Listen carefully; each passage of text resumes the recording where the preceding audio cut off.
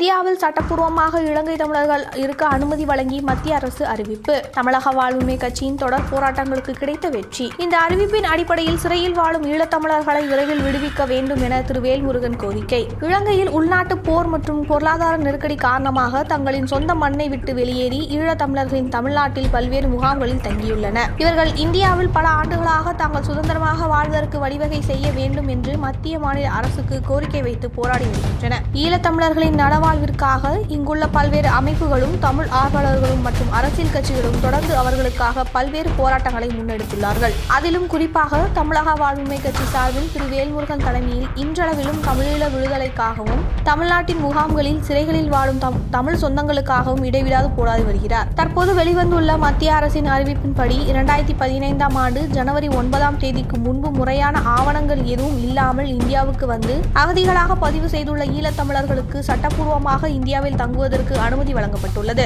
இந்த அறிவிப்பானது பல ஆண்டுகளாக சட்ட அங்கீகாரம் இல்லாமல் வாழ்ந்து வந்த ஆயிரக்கணக்கான தமிழர்களுக்கு பெரும் ஆறுதலை அளித்துள்ளது.